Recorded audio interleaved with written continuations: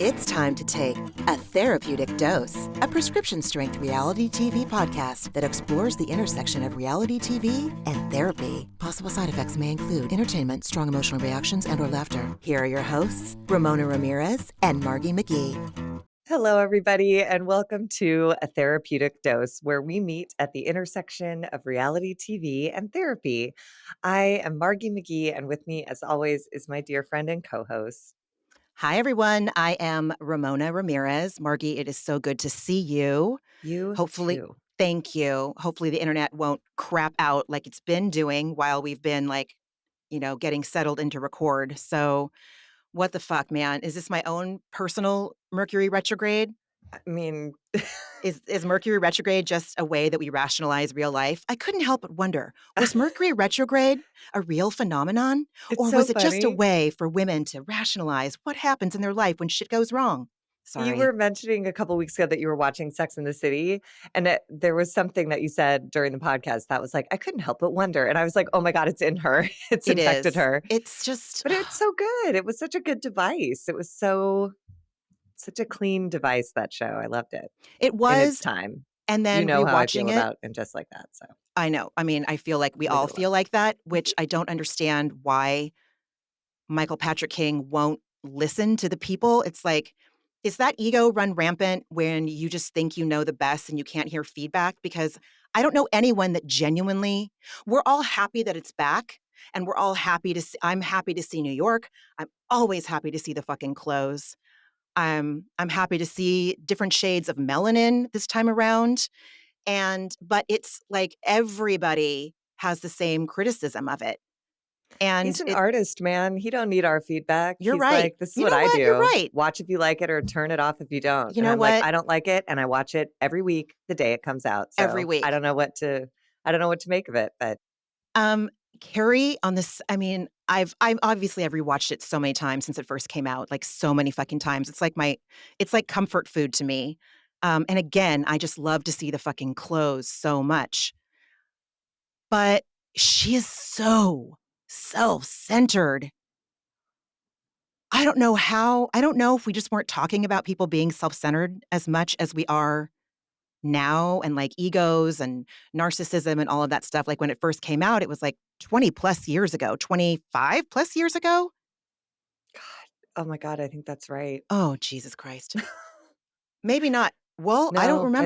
I think it Ay, was. ay, ay. Because didn't it first come out in 1998, Yeah, because I moved to 2008, New York. 2018? Moved to New York in 1999 after college, and it was already out. It had been out, like, for a minute because Holy crap, I was dude. like, "This is what life is supposed to be like in New York City," and cut to a rude awakening of, like, Oh. 2 roommates in a shitty apartment above, like, a bacon-smelling deli and, working brunch at the Ocean Grill.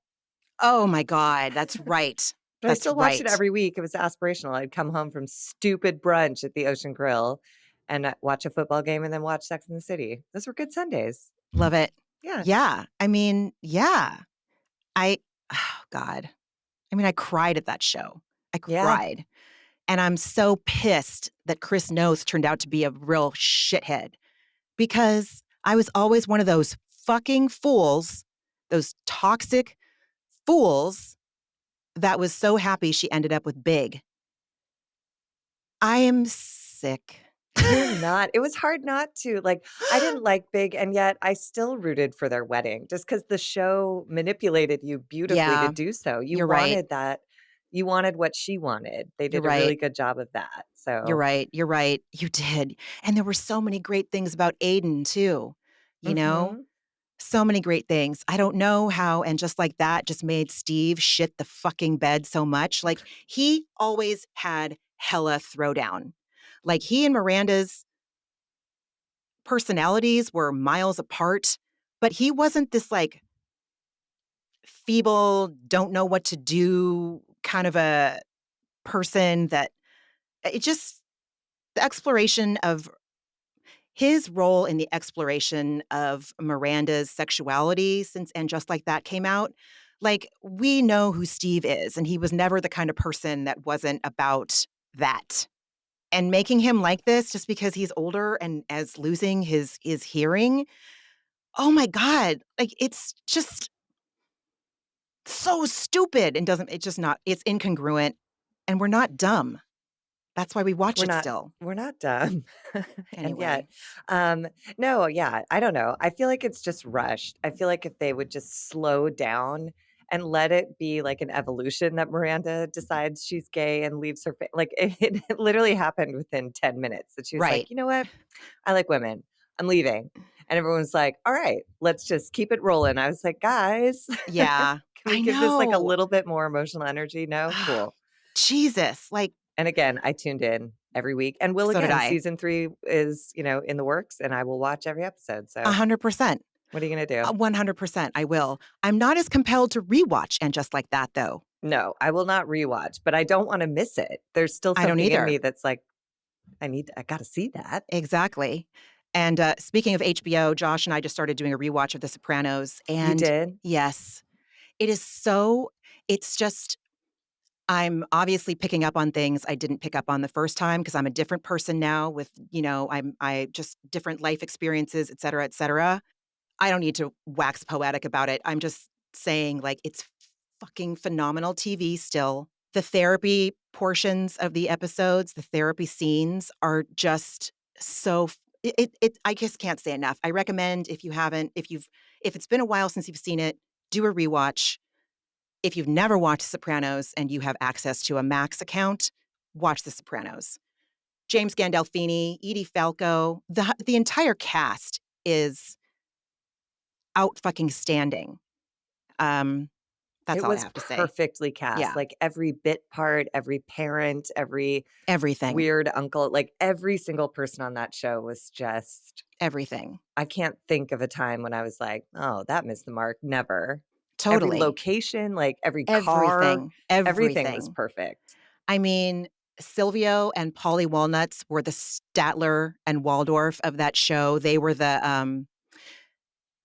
Gildan Gildan oh, fuck. Rosencrantz and I as a Guildenstern? theater Thank you. As a theater student, just take away my fucking diploma. Take away my degree. How did I forget that? It's just everything, everything. These kids were such shitheads. AJ and Meadow were just such little dicks. I don't know. It's just great. So, and then we watched Vanderpump Rules this week. Wah, wah. Yes, Just we kidding. Just kidding. did. Just kidding. Next week What is the finale. Oh, Yay. it is? Yeah. Okay. Mhm. Mhm. Yeah, I don't know what they're doing. I was I like, don't either. are they gonna do a finale and then come back to LA to like, are they gonna have Kyle's party and then come back to LA to wrap I don't know what's going on, I but don't I'm glad know. to know. I'm pretty sure. I'm 99.9% sure that the finale is next Tuesday. It would make sense. It's a big event, and if you recall, there was that, like, some guy got drunk and, like, threw a chair or something, so, like, that's good TV. Yep. It's good It's stuff to real go good out on. TV. It's real good TV. Yeah. Yeah. I didn't write it down, of course. What was the title of this episode? This is Vanderpump Rules, season 11, episode 14, For Old Tom's Sake. Tom apostrophe S. Huh, okay, that's good. Okay. Lots of old Tom behavior on both the Bruh. Schwartz and Sandoval fronts. Yes. Yes. And I know we'll get into it, but how validated did you feel watching this episode? And we called so much of this shit 2 or 3 episodes back. I hadn't watched it when your text came in, but I was so excited. You sent a text saying basically that, like, this is really validating, and I was like, Yeah. "I cannot wait to sink Yeah. my teeth into this." And yeah, and I appreciated the steadiness of the delivery of the message from Ariana, like, because it'll be dismissed as hysterical for the very reasons that she's giving in the argument. So I appreciated that she was able to say from a steady place, like, you know, Oh, yeah. yeah. Oh, fucking yeah. It was, I would say this is in the top 5, possibly the top 3 feminist moments that we've seen on Bravo since these shows started. I'm gonna go ahead and claim that. I feel like Ariana is I loved her in this episode. She's had it with Lisa Vanderpump, and she really shined a light on what a misogynistic, petty fuck Lisa Vanderpump is. And she's just done being treated like being infantilized and being told her business will never succeed if Penny isn't part of it. It's like, there's you're not the only, gig in town, lady. There's actually lots of restaurants with good food that you haven't darkened the door of, my dear. So, like, nobody needs, and Penny is the food consultant. And guess what is the worst thing about all of your restaurants? The decor and the food. Right. Oh my So God. Margie, you're absolutely right. Unlike the Toms, I don't think that Katie and Ariana didn't ask Lisa for shit.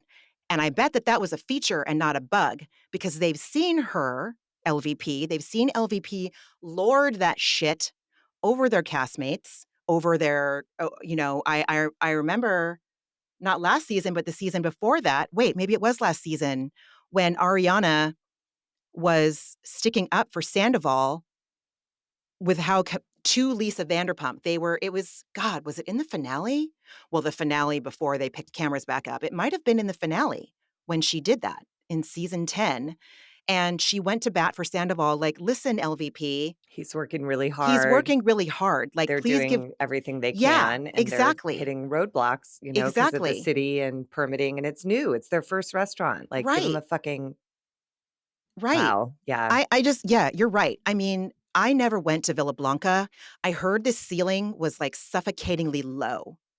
I went And there once because it was yeah. across the street from my old therapist's office, and all I remember is, like, every tablecloth was white but dirty. You know what I mean? Mhm. And not, like, dingy, like, dirty. Like if someone had run a pen across it and there was, like, a dust smudge, and I was like, "This feels" Yeah. like, the price tags on this menu are very rich for the kind of, like, I don't know. It felt like the Buca de Beppo room. Like, it had Oh. that it felt about that classy.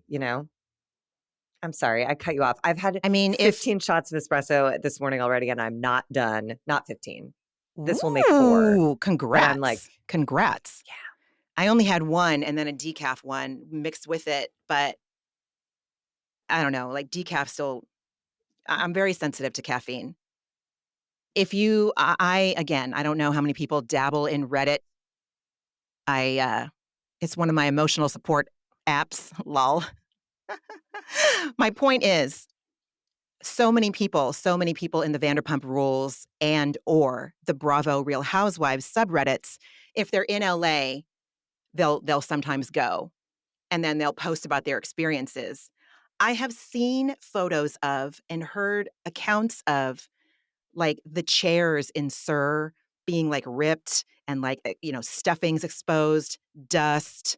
Like, these restaurants are not beacons. I mean, okay, Margee, how many I cannot recall how many 12-step meetings I went to in the log cabin, which I don't even know if it's still standing. It's still standing, but I know it's sold. I don't know if it's back in 12-step rotation, but it's still standing. Interesting. So across the street, if some of you out there don't know where Sir is, and I promise I'll wrap it up. No one needs to. I guess it's quasi-relevant. So it's on Robertson. It's like a block south of where Santa Monica Boulevard and Robertson are, which is a humongous apex. It's a main a main like significant intersection in West Hollywood. So Sir is directly across the street from this place called the Log Cabin, and they basically held 12-step meetings there of every single ilk. I don't want to say all day, every day, but there were every day. And so I'm pretty sure I went to Al-Anon meetings there. I used to sit in open AA meetings if my sponsor wanted me to. And let me tell you, the personalities in those Monday through Friday meetings that were like from 7:30 to 8:30, it was a wild ride of ego and celebrity, and the people watching in 12-step rooms in LA is infinitely better than you're gonna get anywhere else in the world. Maybe New York, I'm sure it's really great in New York City too, but, like, But principles before principles before personalities, anonymity, personalities. all Yes, that. you're right. Yes, I would never. People are there to My recover. point is, I went to meetings there for 12 years. Sir is directly across the street. I parked in front of it 1,000 times. I walked by it. It was in my line of vision. I never once was compelled to go in. I was always like, "Sir." And to me, before I knew it stood for sexy, unique restaurant, I just thought it was the like Spanish word for South. Sir, sir. My Spanish is an abomination. My point is like, Lisa don't know everything. And these women are intelligent and street smart and savvy, and they did it their way because Well, and they, also, yeah, I think they were willing to let it not happen if it meant Lisa Vanderpump didn't have to come rescue them. They'd be okay if there's something about her never open. And part of me wonders, I'm deep in Lisa Vanderpump conspiracy theory territory right now. go Part of me on. wonders if Lisa was like involved in getting blocks put in their way so that they'd have to take Penny on. Part of me wonders if they're just opening the space, they're opening on May 22nd or something. Mhm. And part of me wonders if they just got it permitted as an event space so they can serve food but not prepare it on site. Like, I wonder if this is just sort of just a showing of like, we're going to open this and then we're just going to let it die. Cause like, I don't get the sense that either one of them are like deeply invested in their sandwich careers. But I it think should open. They should make a shit ton of money for a few days, maybe a few weeks, maybe a few months. Maybe they'll find their way to keeping it open. But I just, the whole thing has gotten so, I don't know, this opening scene just creeped me out. I was like, why is Lisa Vanderpump talking to so their much. COO behind their back? Why does I feel like Lisa Vanderpump was pushing Penny to be a partner, and they were Oh, you're like, probably right. don't you think? Because why else Oh would my it be such a god. big deal? She was hired, they gave her a great deal, a salary and 10% of the back end. That's for a food store, that's like all your profit. Like, that's a pretty big share. And then for her to suddenly insist on being a partner, I'm sure Lisa was like, I'll get them to I'll make sure that they accept. And I loved Ariana. What I witnessed was her learning from her experience with that cocktail book where Tom Sandoval talked her into, bent her over until she surrendered her vision. And I think she learned from that. And here Lisa Vanderpump's trying to bend her over and surrender her vision. And she's like, no, this is not the Three Musketeers. This place belongs to Katie and me, and we are looking to hire employees. Penny is not a partner. She's not invited to take that seat at our table. Oh my god. And Margee, then sent her on her way. And I loved it. applause, applause, applause. Oh my god. You know what? I this I fully believe I 100% can get behind what you're saying and would not be surprised if any of those things turned out to be true. I absolutely 100% saw in this episode, if I had any doubt that Lala was an LVP plant, solidified that she is in this episode, you know? And I can see her talking to someone in West Hollywood, permitting or wherever the building inspector, whatever, of West Hollywood, like, "Hey, can you hold it?" Holy shit, you're 100%. I don't I know if buy I'm it. right. I I know I'm buy in a it. I buy it. conspiracy hole, but I'm just seeing like Ariana is shedding a new light on Lisa Vanderpump. Like when Lisa Vanderpump said, "Oh, you stole Anne from Tom." And Ariana very plainly said, like, no, actually, it was my intention to absolutely avoid that. And Lisa Vanderpump goes, like, "Oh, well, like clearly, because she had said, like, and you get to hurt Tom, you get to get back at Tom in the process. And Ariana was like, absolutely not. That's not what I'm doing. And I was going to ask you about this because that interaction felt a little microaggressive. It like really dehumanized Anne to the point of just being a pawn in the lead's lives. I'm like, this is a whole person, actually. She's not, Ariana's not just using her to hurt Tom. She's employing her because she trusts her in her restaurant and has seen her work. I just, Lisa Vanderpump just really, I'm done. I need her because she keeps all of these shows up and running, but like, she's so gross. She's really old fashioned and bad news. I mean, I had to like, literally, I had to purse my lips, like, shut right now so that I would let you continue uninterrupted because yes, yes, yes, yes, yes. That was uh, yes. I completely agree with you that okay, for those of you that don't watch Vanderpump Rules, come on. At least seasons 9 through this one. put it on while you're folding your clothes, do whatever. It just this whatever you do with the other franchises, but this one's easier.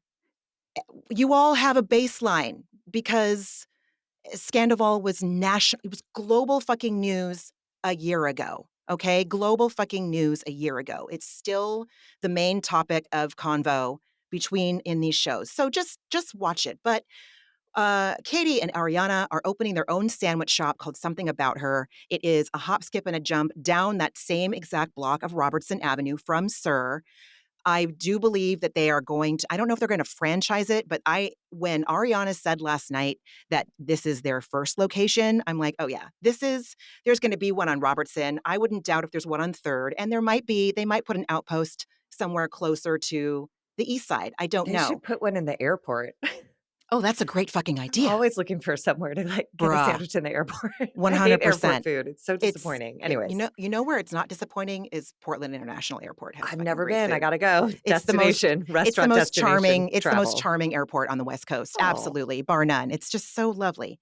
I could go off. I could make a whole podcast about that fucking airport. Ooh. please. Special Ooh. episode.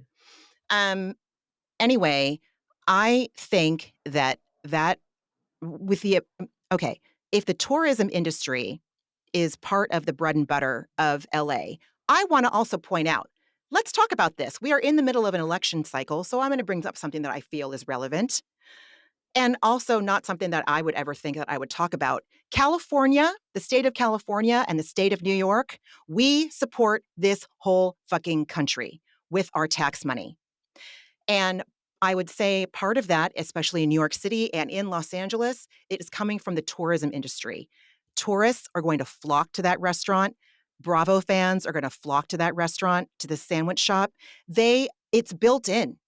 It's totally built in. Like, and the food will probably, my God, I mean, they've had so many tastings. Like, if their food is shitty, there's no one to blame but themselves. But it's like, Well, it's all Penny is part of notorious it. for shitty food. So, Yeah. if they keep Penny, that's where we're at. Anyway, sorry. No, no, no, no. I don't even remember what my point is You that were saying, yeah, I tourism, think, tax dollars. yes, I feel like this vision is going to, it's like already gonna make I mean, who's talked about a restaurant opening for a year and a half, and it's never opened yet, and everyone is still like, "When's it gonna open? When's it gonna open? When's it gonna open?" I don't think anyone gave a shit about when Schwartz and Sandy's was gonna open, but everyone really, even before Scandival came out, everyone is really invested. Not everyone. 75% of Vanderpump Rules fans are really invested in when it's gonna open. Enough people to keep a small space Thank like that you. afloat, Yes, like, on a street where those rents, those prices per square foot to have an empty fucking restaurant, holy shit. Can you imagine how much that is right there? no. I mean, Pump couldn't stay open because they couldn't Pump do those. Okay, Yeah. I sorry, mean, yes, that was like a you know. huge, like, corner lot, but also but that speaks to what I think is happening, which is, like, Lisa is appropriately fading from relevance in the restaurant scene. Her time she had a huge peak where she did run that whole corner. She had the monopoly, on that block of real estate, but that was a decade ago, and now Yep. it's time for, like, fresh blood to come in and, you know, even Tom Tom, although it's primarily her restaurant, it has a younger feel to it, and yeah, I just think I don't know. And the I don't Toms are like the her. reason why people go in. They don't go in because it's a Lisa 100%. Vanderpump restaurant. No, and they don't go in because the food is good or the cocktails are good. I can't say enough. I went once and I ordered, like, some kind of butterfly cocktail, and it was gray. It looked like laundry, like dirty laundry water, like, I don't know. Ew. It was fine. I didn't go for the cocktail. I drank it. I don't remember. It didn't taste bad. It just looked terrible. But anyways, nobody's going to those places because, like, you've got to try the Fuck XYZ. It's no. just like you saw it on TV and you want to it's going to Disneyland. It's local Disneyland. Completely, completely. But yes, my point is, so this scene, we learned that the date is August 29, 2023. So it's like not even a full, let's see, August, September, October, November, December, January, February, March, April. Wait a minute. Oh my God. Never mind. I can't. I can't calculate the months right now. But yes, so it's late summer and So everything is still this is all obviously it's not real time, but it's current, this is current.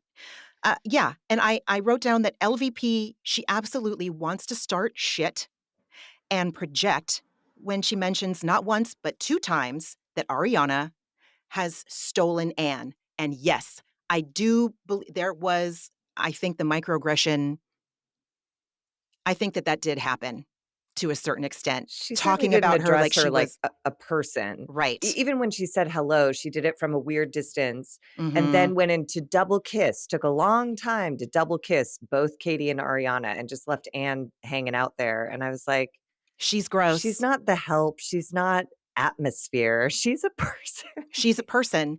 And yeah, and she just refused. Like, here's the thing. When you are explaining something to me, I'm gonna shut my fucking mouth.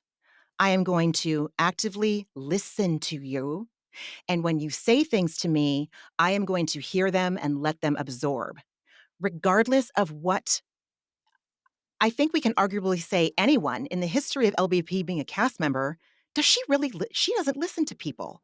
Ariana is telling her, and you're right, again, in a calm way, which she shouldn't have to do, but we know what happens to women when they elevate their voices or, yeah, yes, you're slapped with the hysterical or you're angry or you're going psycho or some shit. You know what I mean? And LVP is British, and I'm not hashtag not all British people, but she has a way. you you guys, if you're not watching the YouTube, you need to. Margie just made the most hilarious expression, like, okay, yeah, I think she does. Only Or that yes, from all my British people, experience, like, the British people in my life are they talk about it themselves, like, how they're just hopelessly shut down and it's too late to yes, make a change, and it's, totally, like, bred totally. into them in such, like, a damaging way, but And also again. you should watch because I'm wearing a blonde wig today. I'm feeling really nostalgic. Back in the early 2000s, late 99, late 90s, I went very, very blonde, inspired by J-Lo. And lately, I don't know, you could call it midlife crisis. Whatever, I have been, like, dying for my blonde hair back, and I don't think my hair can survive it, so I was like, "Fuck it," and I bought a wig, and I'm wearing it, so if you wanna see Margie's skeptical expression and you wanna see my wig, go to YouTube, we're on there, I'll be posting the episode later. My point is that she is British. So LVP she can keep her emotions intact. She's perfected her sarcasm and her passive aggressiveness. It is a language that she speaks fluently. This is not just an affect. It is her being. It's her essence. And so she is not listening to Ariana at all. And Ariana is a grown woman, and she, as much as she infantilizes the men, she does it with the women. She is such a fucking misogynist who just wants to start shit. You're right. She is irrelevant. Thank you for starting this show. Goodbye. I don't watch Well, for just you. butt out. Like, why are you there in the first place? You're not part of this. Like, you're literally there to gossip about Penny, to say Penny said you're not talking to her. I've been talking to her. I know they're going to put the refrigerators on casters. And I was like, who cares? Like, congratulations. We know you know the restaurant industry. Like, and I just really appreciated Ariana in particular for standing her ground. Katie just didn't really say anything, which is its own form of, empowerment. But, you know, Yes, you're right. really LVP came, yeah. God. God. Ugh, she's so frustrating. Shit. Anyway, anything else to say on the something about her scene with LVP? No, Yeah. I think I've I covered my mean, conspiracy theories, and no, that was they're it for her for the episode, and I was happy for it. thank So, fucking God, right, bye. goodbye. And And her now we go outfit on was to weird butt Kyle fucking Chan. Oh, ugly, sorry, go right. ahead. No, LVP's outfit was bad. It Oh was yeah, what bad. was that? It was like a weird Applique a some suit shit? with, yeah, some embroidery. I was all, Oh, embroidery. hashtag Chicos? I don't know. Listen, no shade if you love you some Chicos, but it just didn't seem on brand for LVP, but fuck off. I guess that's her sandwich suit. Oh, is that her She wears her sandwich? sparkles for Sir and stuff, but Is that her outfit when she goes to talk shit, talk down to young women entrepreneurs? yes, Jesus. apparently. So, yeah, then we pivot to Kyle Chan's this is another chaotic scene where we, Uh, Kyle Chan with his adorable chihuahua, his adorable chill chihuahua. I know. We have Sandoval, we have Sheena, and then we have a couple randos. Yeah, I mean, the primary purpose, it seems, is that, Kyle sort of facilitates a conversation. They're there because Sheena is discussing with Kyle her performance at his upcoming San Francisco party to launch his whiskey. Boy, are we getting in the weeds with like convoluted bullshit to keep this show alive, but fine. And Sandoval is there. He's going to help manage the performance. And we get a confessional of him sort of weeping about how he'll do anything for Kyle because he stood by him and he was a reliable friend at a time when everyone else was heading for the hills. And I actually appreciated that. And I believe Sandoval. And I'm glad he has a friend. Like nobody should be alone in times like that. But like, oof, that's a big, I'm glad he appreciates what Kyle Chan has done for him. And then Kyle facilitates this conversation about the blow up at the pool party where Tom Sandoval said, "You were the other woman 20 years ago plus." And he apologizes for bringing up the past and says, "I want things to be good with us," which is just like so vague and dumb. And then Sheena weeps and says he's the only person who's always had her back since day one. And she says, "That's what made this whole thing hard because I had to choose a side and she didn't do anything wrong." And this fucker doesn't understand. He's like, "I just don't know why there has to be a line in the sand." You don't? Were you aware of the telenovela you initiated by how you chose to end your relationship? Oh my God. So he whines about being alienated, feeling alienated from the group. And this again is mere months after a global scandal that he ignited. He's confused why he feels alienated around the people whose lives he blew up by lying to all of them.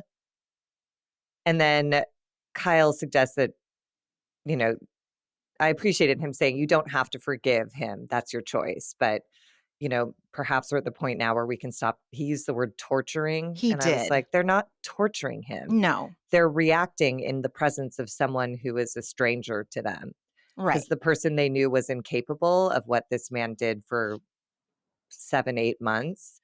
So they're just getting used to who he is now, which seems fine.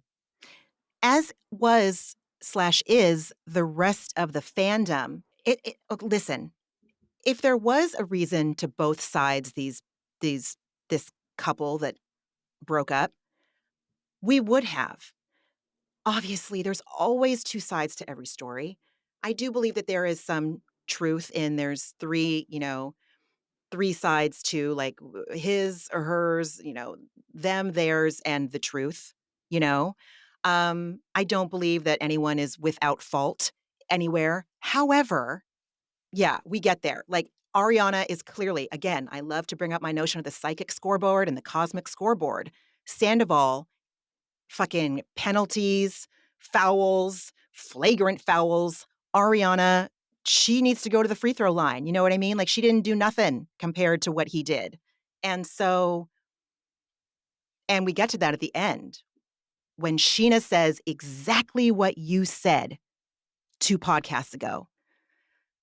Ugh, Yeah, and I hella actually validation. Yeah. I felt for Sheena in this episode, and I think she's just experiencing like grief resistance, like, or maybe not. she's Mm. in she's in a stage of grief. She's in bargaining. If you just do this, we'll be okay. If you just do this, the group can get back to what we were, as opposed to accepting Tom Sandoval is capable of lying and cheating to a degree that's frightening. That's who he is now. And when she says I miss you, I think she means I miss who you were, who I 100%. thought you were, who I wanted you to be so bad. And she's not in acceptance that that is not who he is, partially because he's trying to gaslight everyone, being like, "I'm just that guy. I'm just a guy who had a girl who wore a t-shirt so I couldn't fuck her properly. I'm just any guy would, whatever." I'm just a guy that fucking went shopping for Oh for man. for batteries and toilet paper. Fuck Yeah. off. God. So, but I appreciated Sheena just stating the truth here. Like, I had to choose a side and she didn't do anything wrong. Yeah. And Sandoval's like sort of fights back. And, I thought Sheena made a nice amendment to Kyle Chan's statement of like, just stop torturing him. And she was like, let's start with not throwing the past in each other's faces. I won't bring up this anymore. And you don't touch what I did 20 years ago. And yeah, Egregious. Egregious. Yes. Egregious, Yes. indeed. Ay, ay, ay. And then we go to LVP's Plant, aka Lala, aka Lauren from Utah, and Katie Maloney. We are getting ready for Lala's birthday burlesque party. Lala says that she hopes Sandoval knows that he's not invited. Like, he hasn't been, like, she doesn't want there to be any qualms about it. And so she FaceTimes him and he answers. He's at Kyle's still, Kyle Chan's, and Sheena's there. And that learning that causes Katie Maloney's entire body, mind, and soul to seize with palpable irritation, which I fucking love Katie. She is like, you know how you can always see a dog's expression, their eyebrows move, like Katie's expressions, you're always gonna know where you stand. And I appreciate that. I appreciate that about Katie Maloney. Yeah. I So, mean, yeah. yeah. Sandoval references the Japanese art form of Oh, mending broken ceramics and pottery with gold called, I believe it's called kintsugi. it is. Yeah, It is one of my favorite art forms, and when absolutely. I learned about it decades ago, it brought me to tears, and I was so offended that he said broken pottery gluing it is not gluing it together. You Mm-mm. seal it with beautiful liquid gold. The whole fucking point is that something broken becomes something newly beautiful. But he's just like, "Oh yeah, we broke something, put glue on it." It's like, you don't do that. Mhm. And I'm Totally. embarrassed. Someone just had a birthday and I gave them a kintsugi pot because it's like, again, one of my favorite things to give. And for someone going through a hard time, it just is like, I don't know, it's something physical to look at and be like, it's possible to heal in ways that we don't see possible. And yeah, I just was really pissed off at Tom Sandoval for Well, cheapening this like ancient, stunning art. why were you embarrassed? Oh, just Because he shit all because over it's it? so meaningful to Yeah, me, and then to hear him totally. just flippantly but, again, this is I'm bringing all of it like, I don't own kintsugi, like, he's allowed to know what it is and enjoy it. Like, I I hear what don't you're know saying. why. I just hate him. So I'm I like, "Don't know. talk about things I like. You're putting a stank on them. I You're mean, cheaping it, this is how I sir." feel about him every time I see him dressed up in clothes that aren't just like a jeans and a fucking t-shirt. Like, I am palpably in every fiber of my being, I am offended. Consistently offended by this man in every single realm of his existence, the physical plane, the sartorial plane, the fucking cosmic plane. He is a shitbag. And yes, I believe that like, I have one tattoo. Part of it consists of a lotus blossom because loti can only bloom and flourish in mud and shit. And so, of course, like kintsugi, the broken pieces of me, the parts of me that I still have to actively, not as much anymore, thankfully, but, when you grow up with self-esteem issues with self-worth, shame around not feeling normal, struggling with depression, ADHD, when you feel othered and when you feel like knowing that your house wasn't somewhere that you could just bring your friends without, like, being worried, it's like the lotus symbolism meant something to me. Kintsugi means something. It speaks to my soul. And the way that artwork is done is very intentional. And there's nothing intentional about Tom Sandoval. He picks out his outfits and he's still not in. I don't know. Anyway. And you don't like with kintsugi, you don't glue it back together. The idea is not to conceal the crack. Hmm. Like the gold mends the piece, but the cracks are still very much visible. And I feel like Tom Sandoval just wants to seal it all up and make it what it He was before. And absolutely it's like, you does. can't do that. That's the Mm-mm. whole Mm-mm. point. Mm-mm. Ugh. Mm-mm. So he does acknowledge that he knows he wasn't invited and tells Lala to have fun. So, all right. And then and I thought that was nice. And then he hangs up the phone and goes like, it happens all the time. I was like, oh, Eeyore. Can you remember why this is happening all the time? No, Can you recall what you did? no, no, no, no. Uh, yeah. Anything I else on that? mean, I Go ahead, really please. Yeah, no, nothing. I didn't really care about Lala's birthday party. I didn't either. I was intrigued to learn that Brock was raised Mormon until age 14, and all of a sudden he really did look like a Mormon boy, like, out of water at that place. He was just like, "Oh, boy," like, his face was so lit up and embarrassed, and I thought it was kinda cute. Totally. Where do I look? Where do I look? I Yes. know. The one thing that triggered me is that Heather fucking McDonald was there. Why was she first of all, Lala's 33 years, not that it matters. I have plenty of friends that are significantly younger and significantly older than me, and I love hanging out with all of them. But on camera, it felt like a choice to Oh, be like, I'm yeah. going to go to Lala Kent's 33rd birthday party at this burlesque venue on Melrose. She lives in Orange County, right? And Margie, she's I like had the same 50. note. Just I like stay there, see her when you see her. Like, this is such a weird choice. I wrote she lives in the bowels of Orange County, and she drove up the fucking 405 and the 5 and the whatever to get to West fucking Hollywood. I don't know what night it took place, but It doesn't she's matter she's any night. It's she's all awful so drive. and she's a shitty fucking person. Like, all right, I'm gonna say this, and if you want me to cut it out, I'd be happy to. I'm not editing. I'm not editing you. You're so sweet. I love you. I think that if Heather McDonald asked us to be guests on her podcast, I don't know that I would do it. Oh, take it out. No, I'm kidding. Politically, she has some very problematic fucking takes. Politically, she is a shitbag.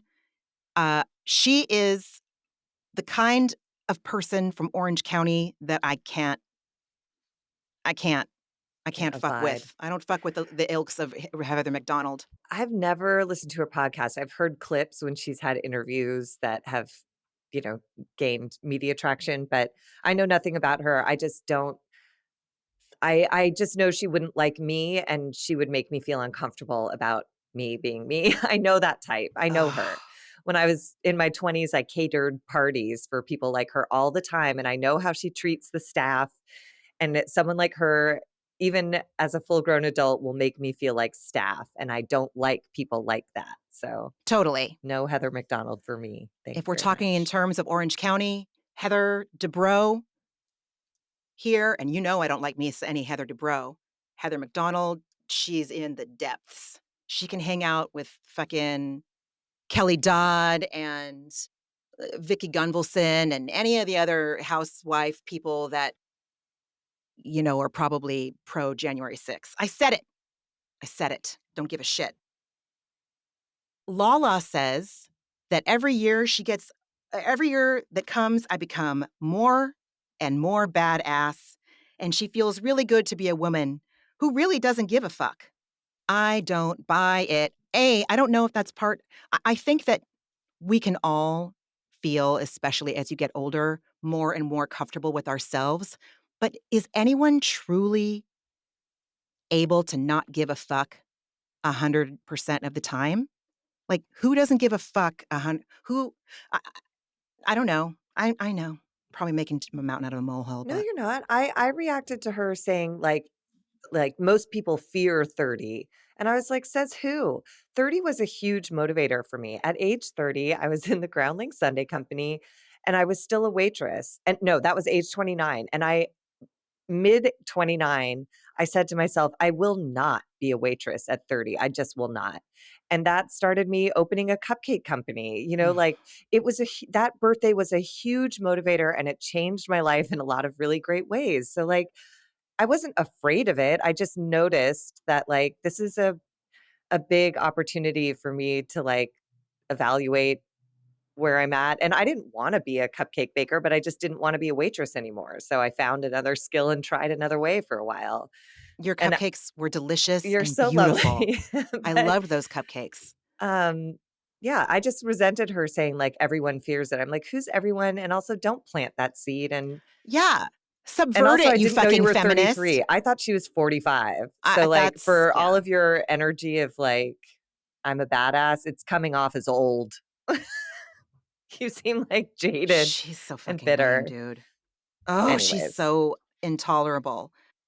Well, and then she asked Sheena why she was with Sandoval, and Sheena explains he's helping with that San Francisco performance, but then Sheena goes on in front of Ariana, and I was like, "Oof, come on, man, read the room," and says, Sandoval apologized, and they both said they missed each other, and Ariana's face I wrote, "Ariana's face looks like she just drank flower water." You know when flowers go bad and the water at the yeah. Ew, it smells It like decomposing flesh. like bodies, Yes. yes. She literally Gross. had a face like she just took a sip of Gross. that, Ew, and I don't blame ew, her. ew. And she Blah. said in her confessional, "I feel like I'm being gaslit as if what happened was not clear as day." And she says, "It has nothing to do with me. He repeatedly treats her like shit and doesn't actually give a fuck." And I think she's talking about the pool party. I don't even think she's talking about Scandival. I think she's talking about his behavior at the pool party a few days ago, where he said, "You were in an affair," and like didn't back down. And oh, he's a monster. I got the sense that, well, first of all, this portion of this scene is when I felt like Lala was, I'm like, there's no doubt she's an LVP plant, because I don't think that Lala should have asked the question in front of Ariana either. But she just has zero fucking qualms doing it, asking her, like, oh, so, like, there was no need for Ariana to be there to listen to that. And if I was a good fucking friend, if I was a real true friend, the way I am today, I probably would have been like, that's none of my fucking business. I don't even think I would have asked. But let's just say, devil's advocate, if I did, I wouldn't do it in front of the person that he wronged so egregiously. I wouldn't Absolutely have not. made But either one. she has so much resentment toward Ariana. 100%. And it becomes clear when she meets Dan, like Ariana got everything that Lala thinks she deserves, but Lala is not looking at the fact that she's an unsympathetic person because she knowingly dated an asshole. She was mean to his ex-wife, the person whose marriage she blew up. And she expects people to like come and rally around her and rescue her and hold her up the way they're trying to hold up Ariana, but you're not Ariana. So you have yourself to blame for that. You're alone because of your own choices, not because Ariana doesn't deserve what she's getting, but because you didn't do anything to deserve what she's getting. And you can, again, I always say, you can be a hero overnight. You can change your mind and change your behavior and do everything different and get it right overnight. But instead, she'd rather just be like, "Oh, why does Ariana get all this? I have a kid and I married a horrible man." It's like, well, I mean, whatever. yeah, dude, honestly. Ugh. Yes. And also, I think that this is where, again, I'm in deep LVP conspiracy land. I think the whole burlesque thing was a Lisa Vanderpump thing. I don't think Lala would choose a burlesque joint. I think LVP thought it would be like, really, what a cool spot. What a neat set piece. Go do a burlesque birthday. I can't do accents. And Yeah, that I was think you're good. right. I know it wasn't. I think Lala was I think you're right. I think Lala had a script that she went in with, and that was the purpose of that party. I just didn't believe that as a party. I didn't either. Anyways, Ugh. Fucking Ariana, dude. Um, then we have Sheena and Brock planning for San Francisco, literally talking about the weather. which you listen, if which you need to do. Don't get me started. I am not a fan of Well, that he learned city. his He lesson. did. And I see this is, oh God, I'm such a fucking asshole. Like, well, no, I was very unhappy for a few years when we were living in San Francisco. I was mind-crushingly, mind-numbingly lonely. And this was before I had a kid. Then I had a kid living in a really foggy, while we were living in a really foggy neighborhood. And that compounded and that I I don't that city is, I don't understand the appeal at all. I do not get it. It's crowded. It's 9 times out of 10, it's fucking freezing. All love to people that love San Francisco. I'm happy for you. I've always been an east side of the bay kind of a gal. But yeah, if you are going to my point is, when I said I'm a dick, it's like when I had to go do my errands downtown, around Union Square, and I would see the tourists just, like, shivering. They think, "California. California's big, bitches. It's big." And coastal cities do not fuck around. They're constantly socked in with fog and freezing.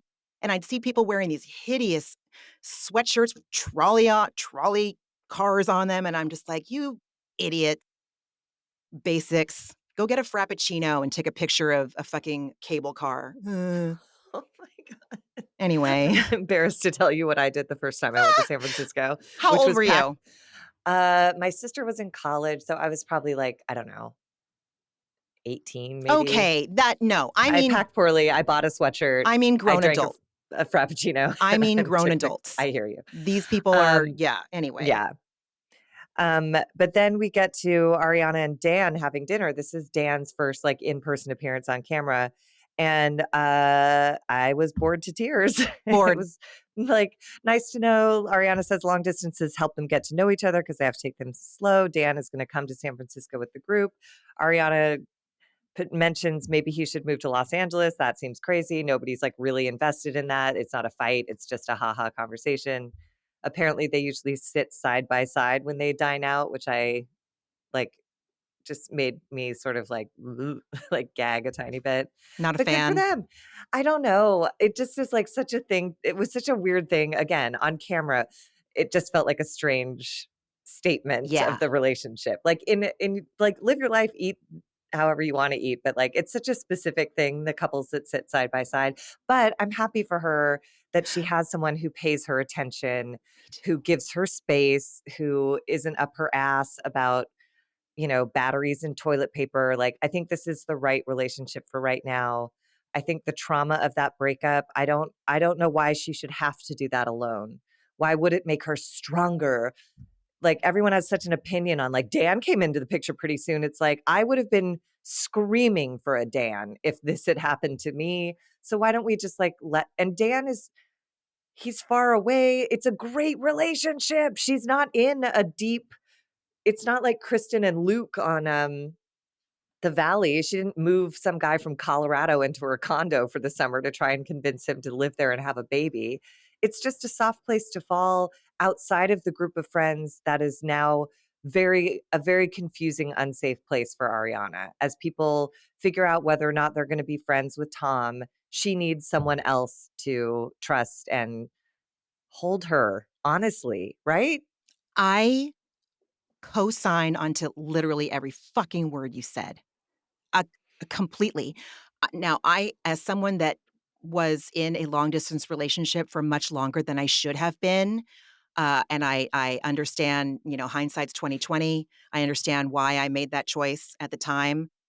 I but I should not have made that choice. Like, I know we're not supposed to grow up and have please, go No, ahead. You don't were gonna shit say on something. yourself. I was I'm in a not long distance relationship too, and like, I but it was just know. a life experience. You Oh, can't know dude, until but, you like, try.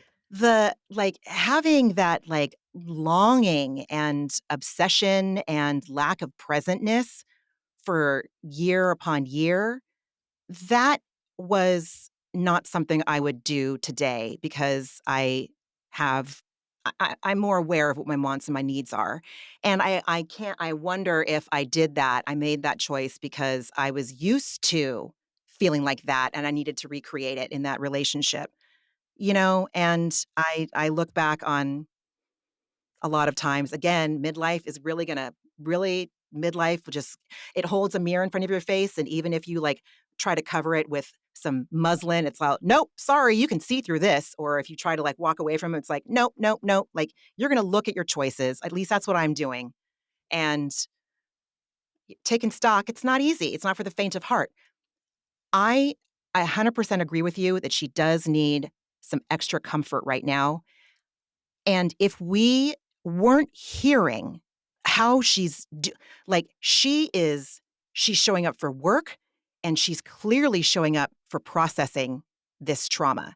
She's not running to this relationship as a coping mechanism, I don't think. I really don't. I But even if she was, it's like, Right. do what you have to do. The Yes, body is that's not true. designed to absorb trauma. We need vices to get us through the initial shock. Alcohol, shopping, whatever. People do things so that they can fucking get through like it's too much for a human system to bear. So if she leans on Dan, I would choose a Dan over a bottle of wild turkey. Like, if someone in my life I love is going through trauma, give him a Dan. He keeps his distance, he irons his clothes, Jesus. he listens, he knows she likes mozzarella sticks or whatever. Like, it's fine. They're not trying to she's not trying to, like, get married. She's just trying to get through shooting this fucking show while watching her friend, Sheena, who she defends with her whole heart, befriend the man who blew up her whole life. I would need some external support too. Anyone would, I think. And Yeah, none of them have had to deal with that, so they can't speak to it. Mm. I agree. I agree, dude. Yeah, yes, 100%. And they're Yeah, boring as fuck, and I love that for her right now. I She do has had too. so much drama.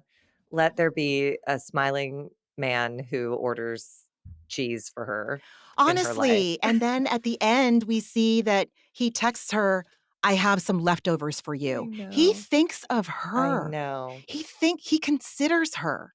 And everyone's so crazy about, like, why isn't he hanging out? I'm like, because he's a whole person, and, like, I've gone, on weekends with boyfriends, mostly probably, like, event weekends, like wedding weekends, but we don't spend the whole time together. Like, if he's in the wedding party and they have shit to do, like, I and it's San Francisco is a great place to, like, you're not, like, in a field in Idaho. You have No. a whole amazing city at your disposal. Even if he didn't have friends there, like he said, "I'll work out, I'll get a massage, I'll have dinner with a buddy." Like, it's San Francisco. I don't need to be on a weird boat with your fucking ex.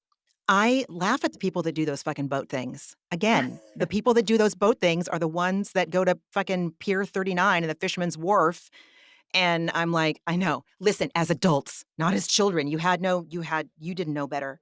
Um, yeah, no one needs to yeah, I mean, and I'm not gonna go to wherever they went at the end if I'm in San Francisco. There's Michelin star restaurants. There's, like, so many great places to eat and drink there that don't involve Tom Sandoval in a wannabe Al Capone meets, fucking 2024 gangster suit.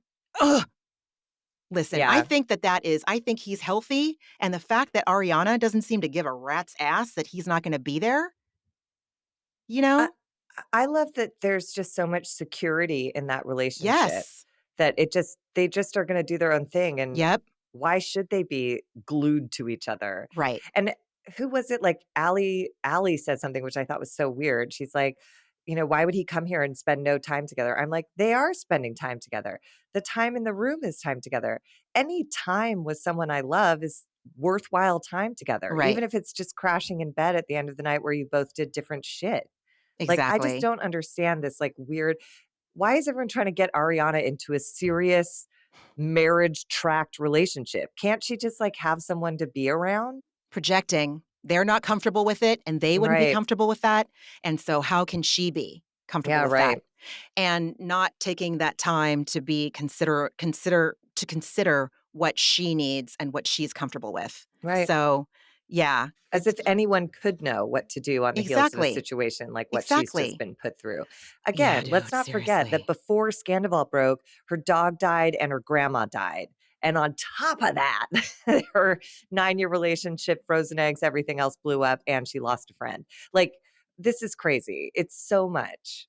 It And everyone's is. like, why is she making these choices? It's like the fact that she's, like, choosing to be alive on a daily basis, like, Yep, she wins the day. Every day she chooses that, she's fucking winner. and So, she's showing up. She's showing up for all of her yeah. opportunities. She's being fully self-supporting. Like, dude, I would be like, I wanna do what she's doing. I don't wanna live in Burbank with James under a fucking Southwest flight pattern. There's nothing wrong with that. Listen, people gotta There's live where they not. gotta live. Well, I'm and just also, making fun of honestly, at yeah. this stage of the game, I have friends who own homes under that flight path, and, let me put the emphasis on the right part of that sentence. I have friends who own homes. Yep, yep. It doesn't fucking matter, Nope, like, they sure own doesn't. land, Yep, so, yep. I can yeah. Ay, ay, Um, ay. so now we go to Sandoval's show at the El Rey, which I'm just offended that he got to be in that space, but neither here nor there. His mom is there, and all I see is, like, all the money he owes her.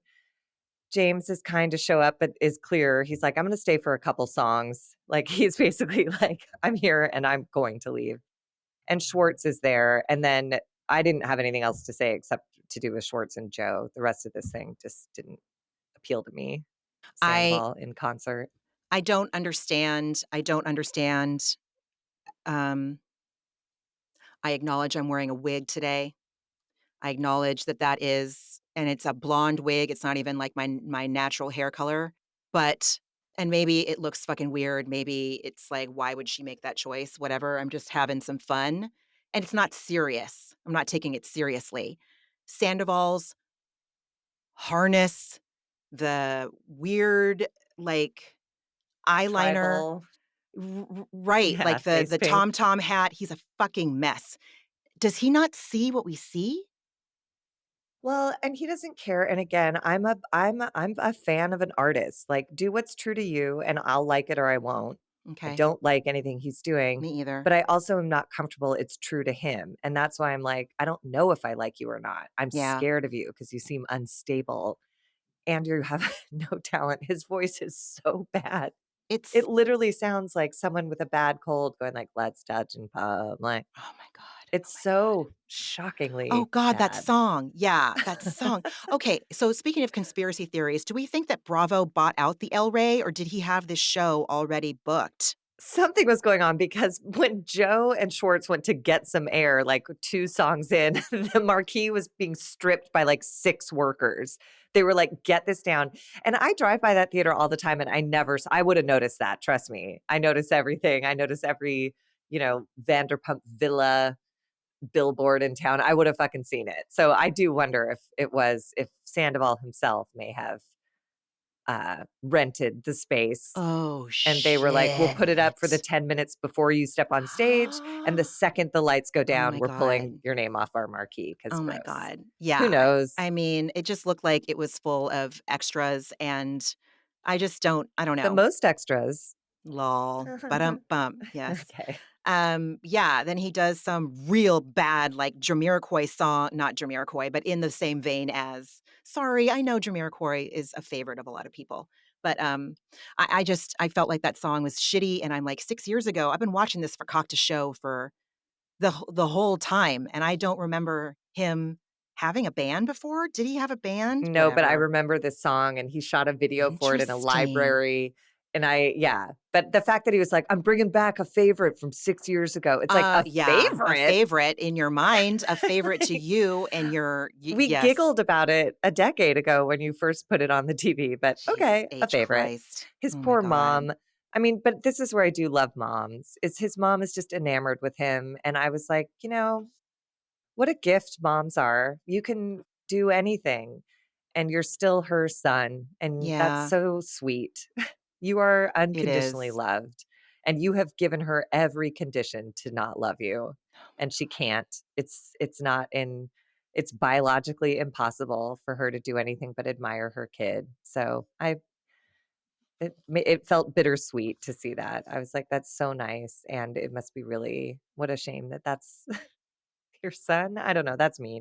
No, it's He's not. going through a phase, maybe he'll get better, I don't know. Uh, If yeah. it were my son, I'd have to find some hope, but, like, I don't know where the hope is in that performance. It's just like, ew. There was a meme going around, I can't remember if I saw it on Instagram or on Reddit, maybe both, and it was like a still of Terry, Tom Sandoval's mom, her face in the audience, and, like, she's not smiling, her eyes are kinda big, and it's like the moment Terry realizes where her life savings went. That's hilarious. It is funny because they did keep cutting to her face, and I was like, "What is that expression?" Yeah. It's sort of like proud horror? Like, good Oh for him, my he's so god. brave to be on stage, but what the fuck is he doing? What is he doing? Yes. Am I being recorded? Am I on tape right now? Yeah, dude. Yeah, and then you wanna talk about the mixed message palooza in the front of This the El was Rey? this from here on, Schwartz, once again, just I can't believe this is an adult man functioning in the world. Anyways, he Dude. invites Joe outside to get some air with him, and then he proceeds to make fun of everything that's happened. He's like, "I don't know how to be around you after that conversation on the couch," which they cut to where she's crying, saying, "I have feelings for you, and I need to take space." And he's like, "Beep boop bop, I don't know." God, I feel so awkward. And then he Joseph. and then Ugh. he makes fun of, he's like, "I just want to be sure I'm not giving you any mixed signals, you crazy ass." It's like, and then on the heels of that, he's like, "Are we friends again? Yay, let's get married in 8 years." And she goes, "You just said let's get married in 8 years." And he's like, "No, I didn't." And it's like, what? You, Yeah. and in that moment, I was like, I do wonder if this man has a love addiction, because this is someone who needs, and because in a scene later, he asked Katie to have a one night stand. It's like, you asked Joe to marry you, you asked your ex to get in bed with you. Like, you cannot tolerate being disliked. And beyond that, you can't tolerate being like pitied and admired. And that is a sickness. You, as an adult at age 40 ish, you need to be able to, and it's not fun. Nobody likes doing it, but like, you need to be able to tolerate people not liking you, and you like not being that old definition of being a good guy. A good guy doesn't mean not hurting anyone's feelings. I think you've said this before. A good guy is someone who sets and keeps boundaries and respects yours. That's a good guy. And that's hard. And it doesn't mean it feels good all the time. Yep, and So takes he's, responsibility. yeah, he wants to be Yeah. like a feel good guy, but that's not real. That's No. bullshit. That's a problem. Oh my god. You're right. And Joe's like, "Dude, at least she's seeing it now. At least she's seeing it." Yeah, she says he gives me whiplash. And I'm like, yeah, me too. Yeah. I don't even know what just happened. But and he blames everyone else. He tells her, everyone makes me feel like I can't say I'm excited for you to come to San Francisco. No, they don't. Mm-mm. You're making yourself feel that way. Mhm. Say what you mean. Are you excited for her to come? Then just say that, and don't do it with a need for her to like you on the other side of it. And then we're making progress. But he blames everyone else for his choices, and he blames everyone else for his consequences. And that threaded through the rest of this episode, and I'm sick of it. Totally. 100%. Oh my god. Yeah, like, if he after he and Kate, you know what? Never mind. I'm not gonna speculate on this man. I don't need to give this man any more of my breath. So, fuck it. If it's important, I'll talk about it later in another episode. Um, we're at LAX, and then again, we're getting ready for the cast is getting ready to go to San Francisco, and Lala pipes in with her 2 cents, with her opinion, that says something seems off, that Dan wants to be with Ariana, and it's off because she just broke up with someone, her boyfriend of 10 years. Shut up. Just shut up. And I w I wrote, I don't remember her having anything to say about James meeting and wifing up Allie 3 weeks after his engagement to Raquel ended. Like, can we not pretend that anyone in this group moves through a relationship in a linear fashion? Mhm. What are you doing? Mhm. And why are you Mhm. saying there's something wrong with Dan that he would take to Ariana? Fuck you, dude. She's so out of pocket. She's out of pocket, and she's not. She's jealous. Ariana has a hot, kind, stable man by her side, and she's jealous. And it when she was caught off guard when she walks into their room shortly thereafter, and she's like, "Dan," like, you can really see that, like, and he really did like a perfect entrance in his like low slung towel, beyond like tight abs, and then like a hair flip. I was like, okay, sir. Yeah. What an Yeah. entrance. I mean, we've had to watch the likes of Jax Taylor and Tom Schwartz and Tom Sandoval, and then treated we're given a visual palette cleanser with Dan, the And he's trainer. not leading with it. To me, No! it looked like he just got out of the shower, and that's just what happens to him when he gets out of the shower. He just like looks like a fucking Adonis, as Yeah, he opposed to looks like he could Jax be on the Taylor, who cover would of like flex and do cocaine and not drink exactly, water for 3 weeks. So his abs would be super like, and this wear, guy like, is the just tightest effortlessly. shirts, right. Yes. And as where he got dressed, he was just, like, casually, like, getting dressed, and it was, like, a whole talk about burlesque. I was like, "Whoa." He, like, bent down to put a shoe on, and I was like, "Ooh la la," fully dressed, just tying a shoe, and I was like, "Damn, my Dan, we're goodness." sorry that we're objectifying you on this I episode of A Therapeutic Dose. I truly don't even I really mean it as, like, it N was I just couldn't take my eyes off it again, like art. I was like, "What is happening? I don't know what I'm watching," and it's, like, so it's beautiful. he's It's yes, beautiful, he's he's easy on the eyes, and I think that his personality or lack thereof. makes it I'm serious. He's he's a so little mellow, milquetoast, but maybe 'cause which that's is great. mhm. Again, it's like for my friends, for myself sometimes having come from lots of drama, I've dated a boring guy or 2 just for the sake of it's a relief just to be around someone when Lala's like, "So what's it like being around Tom Sandoval?" And he goes, I guess unbothered is the word." And, like, I believe him. And I'm like, "Whoa, I believe him too. that's amazing." Fuck you, Lala. She's just gotta it's everything, it's gotta be dramatic. It's There's Lisa no way Vanderpump. It's yeah, Lisa you're right. Vanderpump It getting in is. her head It saying, like, is. It "This is. can't be right with Ariana and that Dan Oh my fellow." god. We're jumping all around, but it's okay. Sorry. No, please, it's not your fault. I did it too. I did it. I already went off on all of this shit. Schwartz is wearing shorts. Sandoval's incredulous that he's wearing shorts.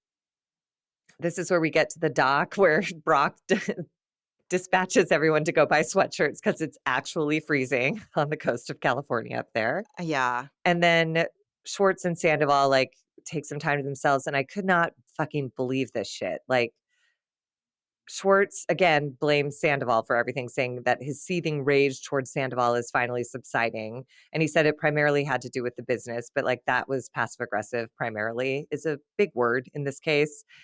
And then on the heels of that, he accepts the invitation to flush $6,000 a month down the drain and move in with this. Like, I literally wrote, like, why? What is it people pleasing? Like, what could possibly motivate this choice? It's such a bad choice. He was Arrested worried about optics, he Development. was worried about money, Mhm. and now you're gonna move in with the worst optic on the planet who's gonna take your money and you don't get any return on your fucking investment? What is happening, Ramona? I don't give a shit about these men, Great. and if they wanna, like, pink handcuff themselves to their demise, like, I don't know. They're not learning. I can't control them. I can't cure them. I You didn't just cause I them. did fuck no, I didn't cause them. No, But they are they're perfect for each other. When Schwartz knelt down and Sandoval went, "Oh," I kinda giggled because I was like, "What a great match." Like, these 2 are actually they really get each other.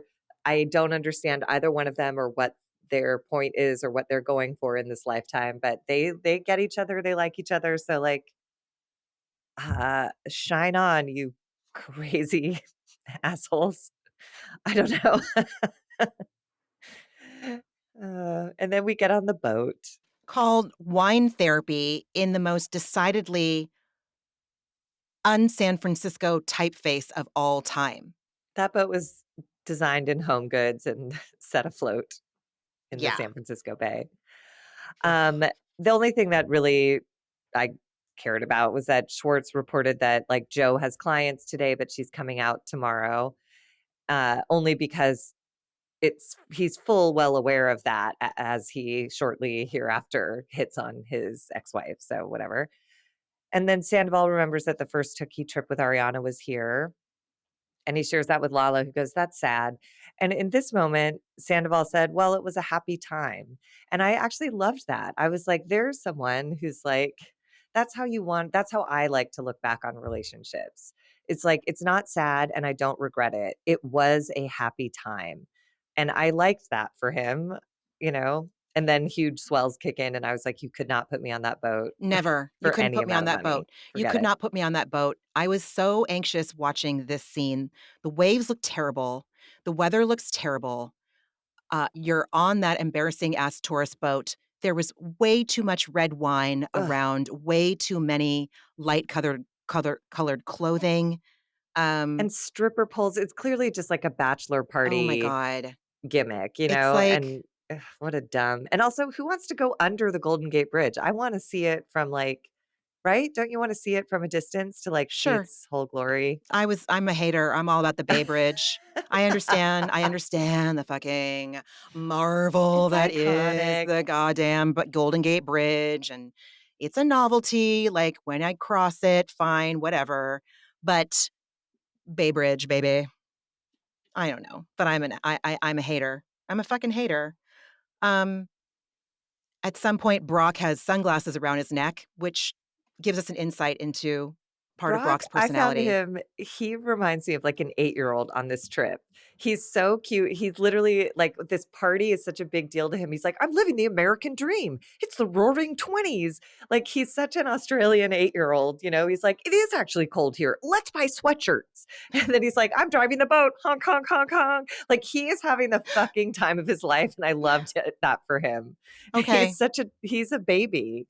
He just is like he maybe it's just because in the scene in the club when he's like, "I was raised in the Mormon church until I was 14." I think all of a sudden my brain framed him as a 14-year-old Mormon. So for the rest of this episode, I'm watching a 14-year-old Mormon, like, ride a boat and, wear a costume and get a haircut, and, like, it just all seemed like, I don't know, sweet. It did. And then we see the walk that he has with Ariana, and I lost all of my goodwill for him Well, because see, I hear you, but I just feel like this is where I have to allow people to be in process. And what I okay, appreciate about Brock is he listened. He knew when he didn't have a viable argument and backed down. And I don't know if he changed his mind, but he didn't yell. He didn't fight her. He actually said, "I don't know anything. I'm not a woman, so I can't speak to any of what you just told me." But he heard it. Like, and I think he was there to support his wife. he was. And I yes, I like that he even started it saying that he wants to know if it's just for Sheena's benefit, if Ariana will ever bury the hatchet with Right. Sandoval. And I appreciated the intent behind it, but Ariana, will you please make up with and or forgive Tom on my time schedule, on my timeline, because it's making my wife uncomfortable. That's how it read to me. And the fact that he was doing it with like Dr. Phil slash Tony Robbins kinds of platitudes, like, we don't do forgiveness But for I don't think he them. We do. knows any better. I, And when once she said to him, "You don't forgive someone who's traumatized you," he backed right off. Like, I don't think he knows. Me and again, I'm seeing him through in this episode, he's a 14-year-old Mormon boy. okay. So I'm assuming he has no information.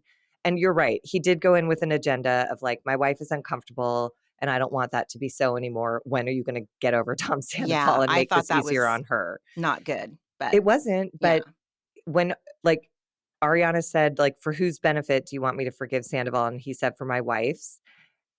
Gently but firmly on the clock as her partner. And Ariana said, "Oh, but I'm the kind of friend who doesn't want a friend I care about more than anyone in the world to be screamed at like she was less than a year ago. I care too much about her to have people in her life, scream at her in such a cruel and abusive manner." And he goes, "Yeah, well, I mean, yeah." And he was like, he didn't, because any other one of them would have been like, yes, but he was like, hmm, okay. And I feel like he'll bring that back to Sheena. And it's too bad he couldn't see it for himself, you know, but then he does suggest forgiveness and define it for her, the ability to focus on what's good in your life. And Ariana, again, I just loved her, so clear and direct that, like, in order to focus on what's good in your life, you 100% do not have to forgive anyone who has traumatized you. And She's not wrong. And I loved that she included this is an outdated yeah, therapeutic angle. concept. Yeah, an outdated practice. And I fucking loved it.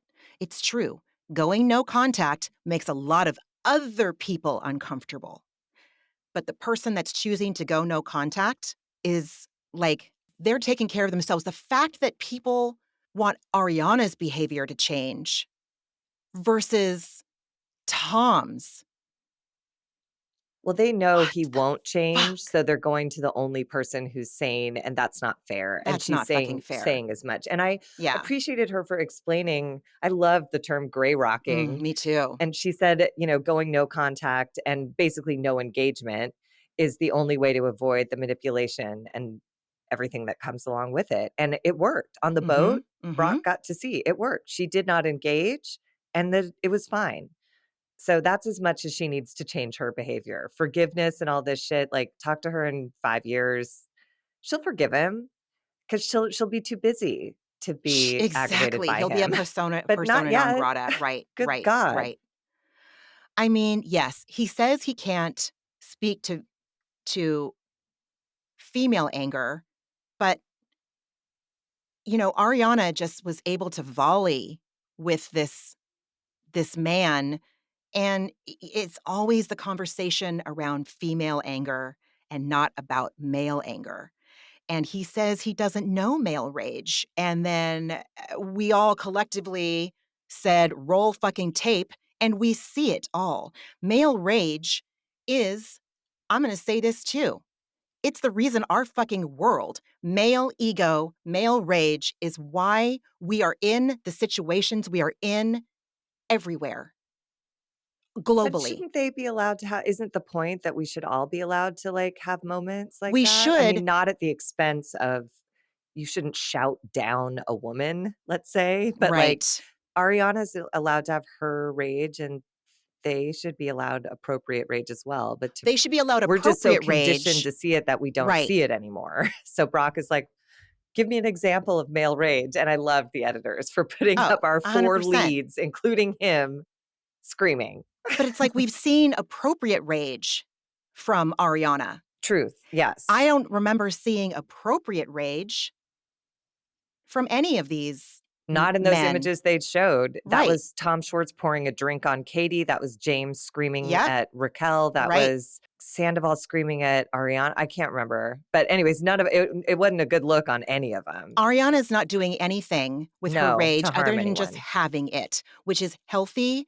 And when she said, I I found I needed this to feel empowered, I was like, yeah, It's exactly what you said a couple yes, weeks ago. She said, "There's power to me in hurt and anger and female female emotion." And emotion. I Yep. loved this part. She said, "You don't have to be put in this position of having to be strong and stoic and take the high road in order to have power." Nope.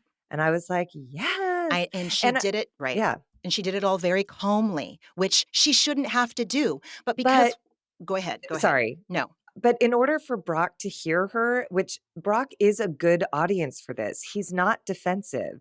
I think Brock learned something in this conversation. I really do. I I think really he hope went in so. thinking he knew the right thing, but he heard her. And how could you argue? Her arguments were so articulate and infallible. So I think he left that conversation with stuff to think about. And that is my hope, is that we can encourage people to have those conversations instead of being like, either you're right or you're wrong. Cause it's like we Right. can't get anywhere. You're If right. nobody can come into a conversation ignorant and leave educated, then we are hopeless. Then everyone just stays where they are. And then I think you're right. That's why we're in all these positions, because everyone gets pissed off. Nobody listens. We don't learn anything about each other. And so we just keep, you know, factioning off, whatever. Yeah. But this, I thought, was a moment Fracturing, of yeah. fracturing, thank you. Mhm, mhm. This was a moment where it felt like a conversation that maybe could lead to growth. Okay. Maybe, we'll I'll see. listen, I'll suspend my notion of disbelief. I'll have I'm willing to consider that. I I'm just just, again, glad No, the editors are airing this stuff, because it me is too. uncomfortable for It is. everybody, and It I'm is. glad that He yeah. I think that where, women are consistently the identified patients in society.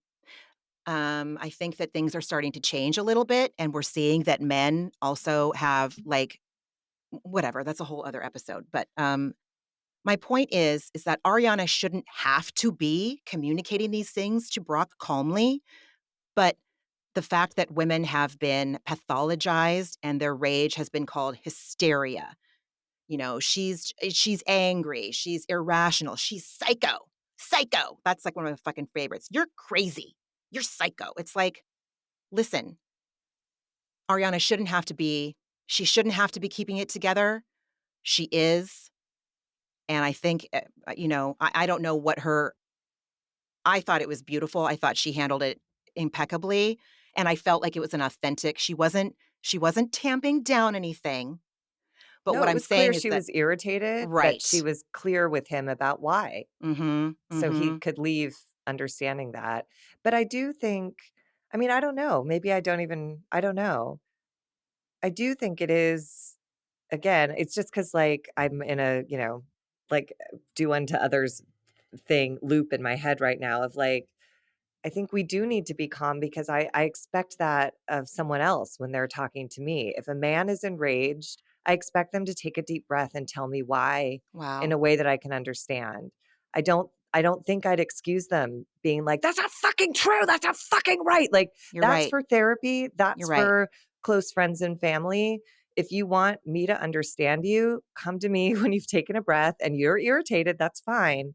But, like, I need to be able to understand or else I'm just gonna be scared of you or mad at you, and then we make no progress.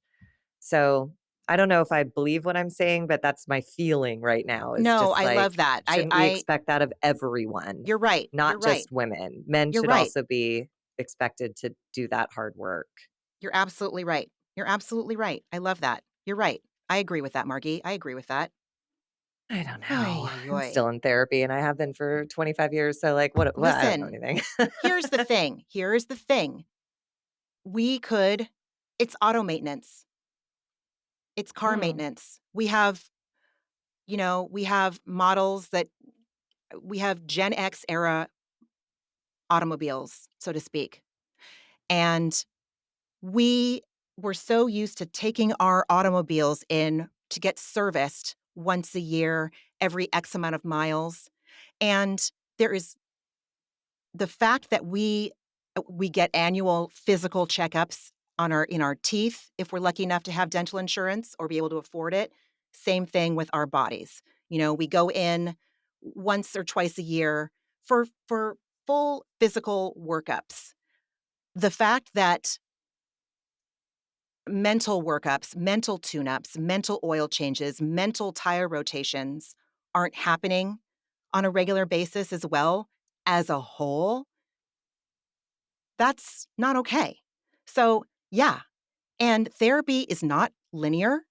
There's no beginning, middle, and an end. There might be certain situations that, reach a crescendo and that you're able to diffuse the residual feelings about them, to a manageable level. But I'm always going to be the adult child of an alcoholic. And I'm always going to probably be someone with like body issues or, now that I'm a mom, I have a whole host of shit that I need to break down and process. So it's not like we don't have, there's no end date. No one's extending our warranty. This is just it. You know what I'm saying? Like, yeah, do, and it's we're all in this different, is yeah. so gross, but, like, I'm thinking about Dan's body, and I'm like, I'm sure Dan has, like, a flaw in him that only he can see, but it's Mhm. just part of how he's built, and he works out clearly really hard to get in a physical form that he's comfortable with and makes him feel good in this world, and, like, that's what I do mentally, and yet Yeah, I will always have a flaw that I was born with that maybe only I can see or that only bothers me, but it will always be there, and, like, that's humanity. it is. It's It the is. great design flaw of being human is It that you is. It can't is. perfect anything You ever, can't. but you You can keep can't. trying. We're not done. And the fact, you Yeah. know what, Margie? It would be real easy. It would be real easy to just like be like, okay, well, I've been in therapy for 25 years. Fuck it, I'm done. But I don't want to live with untherapized Ramona, and I don't want to inflict untherapized Ramona on the rest of the world. And as I grow and mature and different life situations come up, I want to and need to break them down. And man, if all of us had access to that or the desire to do that, I think we'd have a much different society. Yeah. Because so much, I don't wanna live in fucking fear and obsession and No. self-hatred. And if therapy helps me not, like, live in those spaces anymore, then I'll keep going until I take my last breath, Yeah. till I leave this mortal coil. Fuck it, and can afford it. Yes. And God damn it. Yeah. it's just a management tool, It Like, is, for it me, those things is. never go away, but, like, you're right. They're so they're so readily manageable with therapy, so Exactly. readily manageable with therapy. Mhm. It's like, PT for an injury or whatever. Like, there Exactly. are solutions. It'll never be fixed or perfect, but, like, I don't know. Yeah, whatever. We don't this I metaphor I is like, get it, I get it. whatever. Let's go to this We party. Here understand. we Right, go. right, right. Let's go to this party, right. We're heading to a party. Lala comes to Ariana's room. This is where she sees Dan fresh out of the shower and says, "You've got a great body. Congratulations."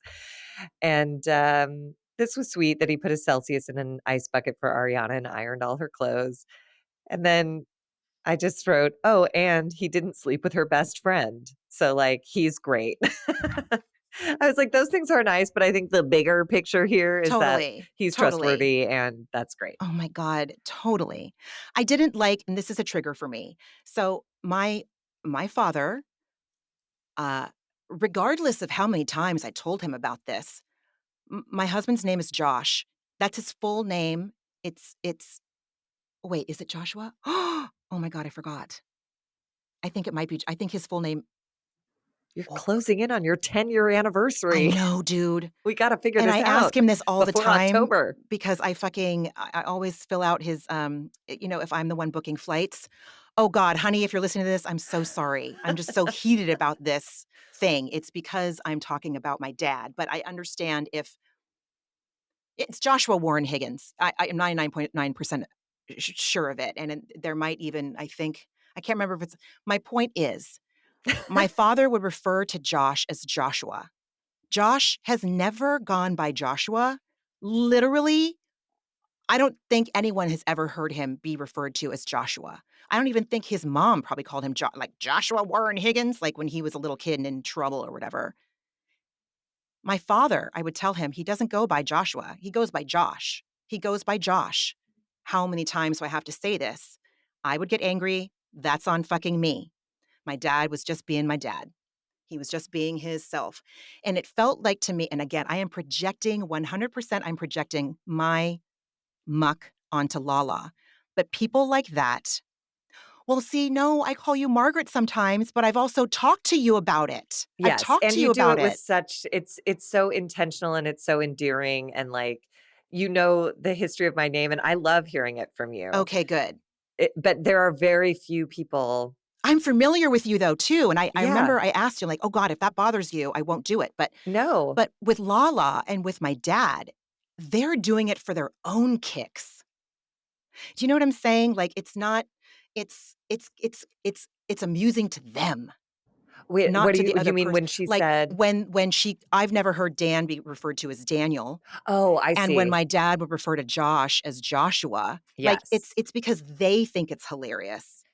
Yes, it's And like they Joseph, it's like all that exactly. It's just bullshit. so it just again, I'm triggered. Hashtag Well, triggered and and she does like you're saying, she doesn't know him well enough yet. It's like it's yeah. over familiar and yet not familiar enough to be making such a thing. Like, it's just a whole and names are I don't know.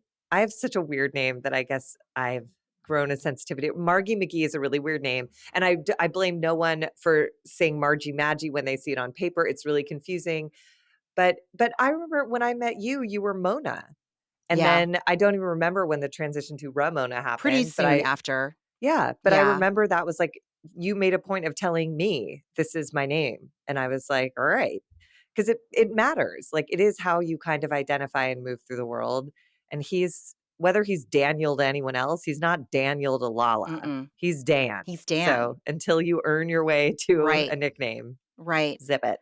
Oh God. Like I just want to check the time before I launch into that story and make sure you know what, we should just keep going. I'll save it for another time. Um, yeah. Oh God, did I get rid of my old are we done with that? Are we moving on to I'm the done with club? that. Then we have James and Allie. Oh James is in yeah. the bath with like the most little brother energy like I've ever seen in my 100%. life. And I'm a 100%. little sister, so I recognize it. Where like you're trying to have a conversation, but there's so much wee going on in It your was so head that you cute. can't really concentrate. And Allie's talking about like pH and yeast infections, and he's like, "Down we go, matey." Like they're It just was like adorable. it was darling. I But this loved is yeah. yeah. I Anyways, go ahead. I loved that Allie talked about female anatomy and what is good and not good for the health of a vagina, and, like, listen, that is why I refrain from using fragranced bath products. It sucks. I love the way lavender smells. I love the way fucking a lot of things smell, but I don't want my pH to get fucked up. The vagina is a self-cleaning mechanism. It is a beautiful thing, and yeah, sitting in that could lead to it could be a one-way ticket to yeast infection town, and she said it without like a she said it without a summer's eve veil, and I thought that was great. Well, and I will say the progress on the other side of the tub is that there was a man who didn't go like, "Ew, shut up." Exactly. At least my generation, anytime anyone said the word vagina, straight or gay, men would run for the hills and be like, "That's disgusting. Shut up. Don't talk about it." Let alone And talking about a James was yeast like, infection, "Yeah." right. And James was like, "Really?" And she was like, "Yeah." And he was like, "Huh." It wasn't gross. It was just information. And I was like, well, look Yeah. at these generations Oh, progressing. I I loved it. appreciate I that. fucking loved it. I loved it. I loved it. Ay, Um, ay, ay. then we dip back into Ariana, Dan, and Lala. And this I just thought was the most profound thing I'd ever heard. Lala asked Dan, what if Sandoval approaches and introduces himself to you? And Dan said, he hasn't done anything to me, but I know what he's done. And I just wrote the Tao of Dan. That is that is how I wanna move through the world. It's just like, I don't need to treat people badly for what they've done to other people, and I need to remind myself of that because there are villains in my life who I think everyone should be tripping and punching if they encounter them, but they didn't do anything to them. But everyone knows what they've done, and so they can proceed accordingly, and I just thought that was so centered and smart, and he's great. I got no notes. I have people on my Arya Stark list that wronged you, and I think of things that I would say given the opportunity. It's not worth it. It's like talking to Tom Sandoval. That's why, again, these shows are so helpful for me to watch. If I say everything I need to say and I'm right and I tell these people who, you know, fucked with me what's what, it's telling Tom Sandoval what's what. They don't fucking care. If they cared, they would have reached out by now. They don't fucking care. Onward, I everybody. hate that And answer. but it's a waste of all of our time. Like I I know, appreciated I just Dan for just want being them to like, pay. I know. They will in their own way and time. Everybody always does. All right. All right. Again, I don't need to say anything else about Tom fucking Sandoval. The way he and Schwartz walked down the street to go into this place, I don't understand how he's not I don't understand how he doesn't want to shrivel up in on himself and vaporize into a shame-filled vapor, fog, whatever. Like, how? How does he live with himself? He How? loves himself. The way he walked in his Oh, suit, God. he was like feeling every I inch know. of I his thought it was fabrics. terrible. His fucking gloves. I just, like, He loves the bruh. look. He just does. And this made me laugh really hard. Like James is a newsie. He was dressed like a child. And Tom and Ariana wearing the same shoes was it was kind of funny. And just a reminder that like there was a reason they were together. Like, it doesn't all just nothing shuts off like a light switch. Everything is on a slow ass dimmer. And this was just one of those moments where it's like, right, right. They did, you know, Oh, they had God. they shared an aesthetic in some ways. And then Ariana and Katie go to, like, check out the scenery, and Schwartz approaches, and I just can't stand him. He's like, "Look at Mm-mm. us, we're all friends again," and then announces he's gonna hit on his ex-wife, and then Ariana bails out, and Katie says, "You," or Schwartz says to Katie, "You like me again." And Katie gives him a look, and he says, "No, I mean, like, we're friends." And she says, "Yeah, well, don't take it for granted," which he immediately does by being like, "Want to get in bed and like eat and scroll." And she says it's too intimate, but she's obviously taken with him. You can, again, you see another couple that, like, yes, they're broken up, but Hmm. you see there's a reaction in her that it's involuntary, but, like, something in her chemistry reacts to his, and she makes the right choice by saying, like, "No, thank you," but you can see there's a pull. You think so? Didn't you think? It didn't look like a pure, like, "Fuck off, idiot." It was like, "Tee hee hee." It was coy, I thought, but I don't know. I mean, I think she was probably flattered, and the fact that she you're right, the fact that she did say in her confessional, "He's gonna realize in, like, 5 or 6 years I was the one that got away." Like, I think that it was flattering, you know? Yeah, and But it probably felt good, but she also is not aware that 2 nights before he said he's gonna marry Joe. So all of the God women damn, that he's dude. juggling are unaware of how invested he claims to be in every single one of them. He's so gross. He's so gross, dude. Uh, Okay, and then we're into mm, the big moment. Tom invites Sheena to talk, and Sheena asks Tom how he feels about Dan, and Tom, which I thought was sincere and nice, said that he was glad she had someone to help her through this. Because to me, that's him doing the best he can to acknowledge he put her through something really horrible that no person could weather alone. So I'm glad that he's glad. And yeah, Sheena asked Tom to consider apologizing for outing and weaponizing Ariana's mental health struggles in an effort to dude. justify, excuse, and defend his indefensible behavior. And this I don't know, this broke my heart. She says at the end of the day, she just wanted to make it work. She didn't freeze her eggs just for herself. She didn't go to couples therapy just for herself. She didn't buy a house just for herself. She did all these things to build a life with you. And then Sheena is the best friend she could ever be by saying, "And that's it. I don't want you to respond to me. I just want you to think about that." She saved him from himself because you could see that he was going, "Oh," like trying to come up with how he was victimized. And she was like, "Don't, like, you have a chance here," but this is the thousandth time she's tried this line of reasoning with him, and this is where I was like, she's in the bargaining phase of grief. She's not accepting that he's a liar and a cheater, and after months, he still won't initiate an apology. He still won't initiate with humility. He still won't. He's just still justifying and defending his disgusting existence. And that is devastating. And that is a loss. And that will require grieving. And she's not there yet. So sad. Right. Yeah. He tells us in a confessional that she didn't deserve what he did, and I'm like, "Tell her." I thought Sheena was so articulate, clear in this scene, and I also felt really good, again, 100% she validated what you said a few episodes back, you know? Yeah. It was It's, wonderful. if only Sandoval could hear it. But Right. in that confessional, he says, like, me explaining where I was emotionally and mentally has come off as me blaming Ariana, and I'm not. I screwed up. And then he says, "No matter how our relationship went south in ways." And I was like, "Leave Dude. that part out." Yeah, just stop while you're ahead. And again, Sheena was, like, hand feeding him I what he know. can how he can apologize.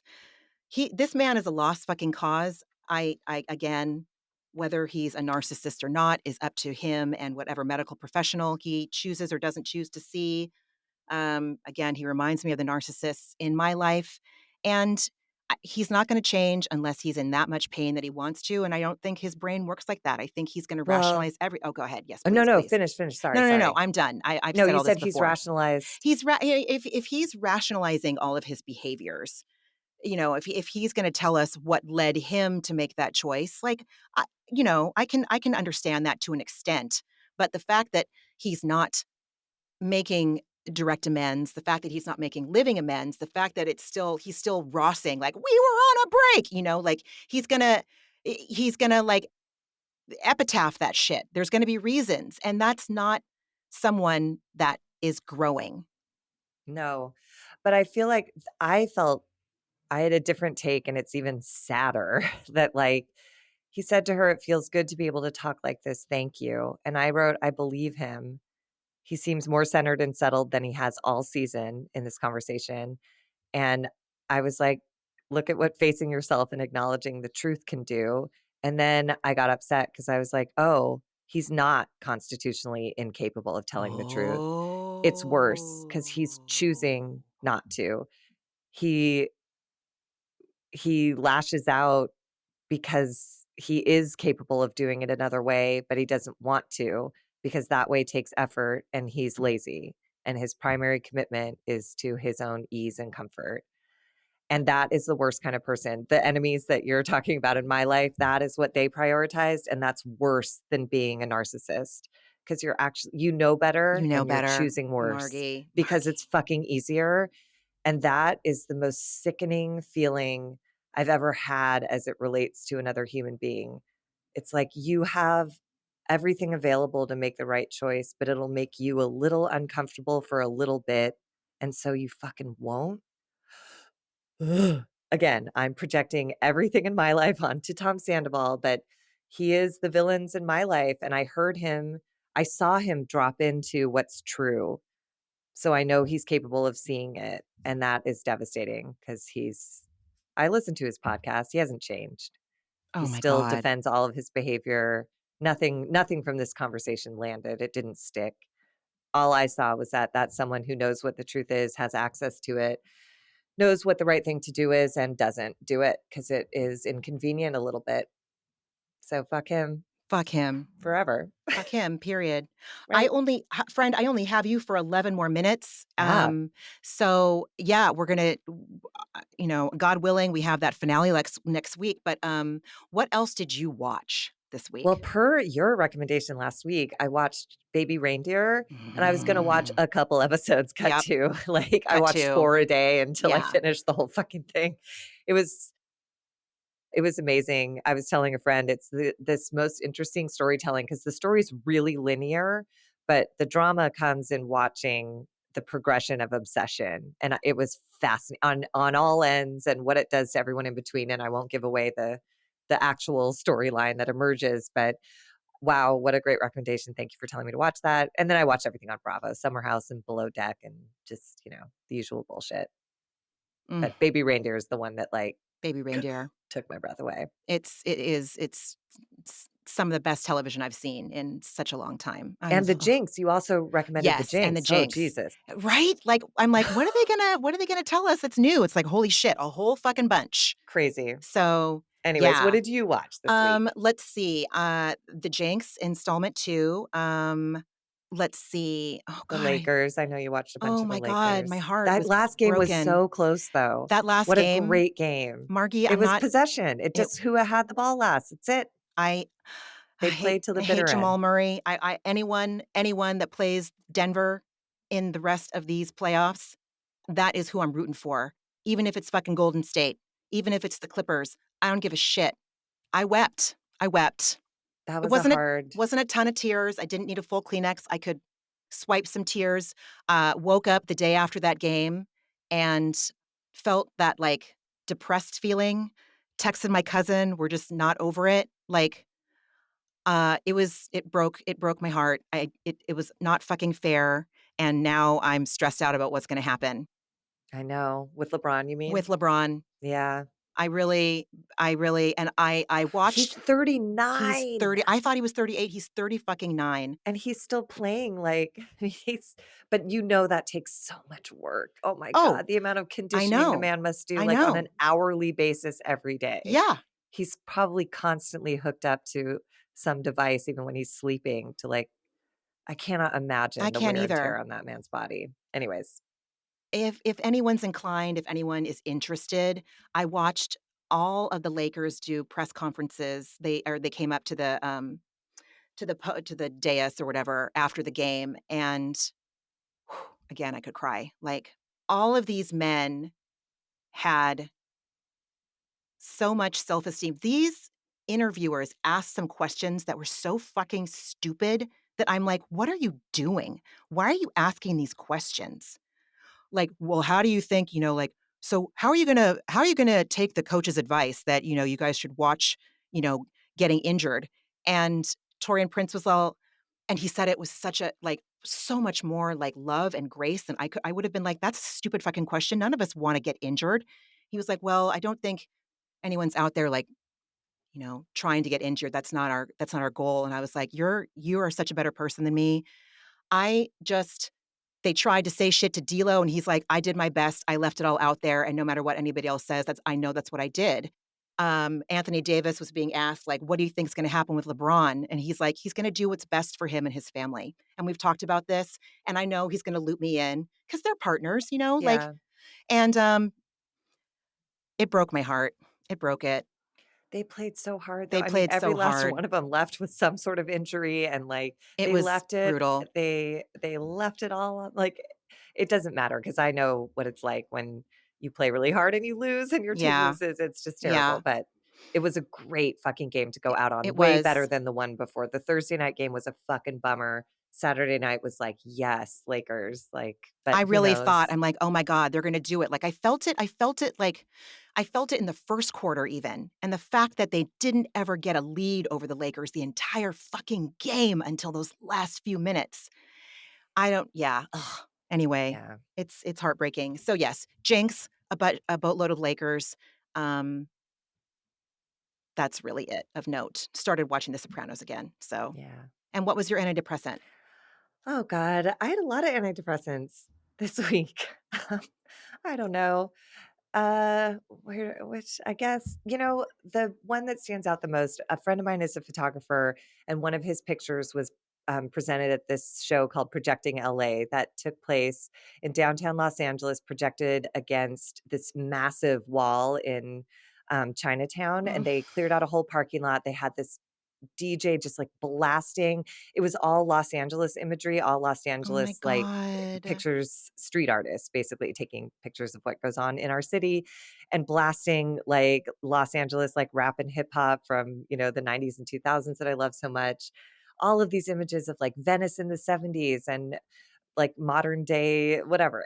Los Angeles is fucking rad. I know you like, I don't have to preach this to you, but Absolutely not. culturally, sometimes she gets lost, the city, but this was just one of those nights, and my friend's photo was, on the scale, I mean, the scale of this was massive to see his work projected in that way, and it was received so incredibly, and it was like a 45-minute slideshow, and it was incredible. It was a great event and kind of an only in Los Angeles thing. It was right near where your sister got married, Man. in that area of Chinatown, Yeah. so it was just a cool I just left feeling, like, energized and it brought all like every kind of person was there and there was like few seats but most people were standing through the whole like it was just fucking people love art and they love the city and what a cool thing that this project exists. It's called Project LA where Love they it. do this all over I the love it. place. It's fucking rad. That's great. Oh Yeah. god, that sounds great.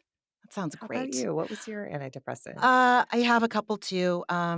We went up to Mill Valley for a Passover Seder on last Friday night. Josh's, you know, best friend's soul brother, soulmate who passed away, in 2023. His wife, she came up from San Diego and, invited us to a Seder at her sister's house, and these 3 sisters and their parents were there and their children, and, um, one of the sisters, like, wrote out a Seder and she it was very thoughtful and considered.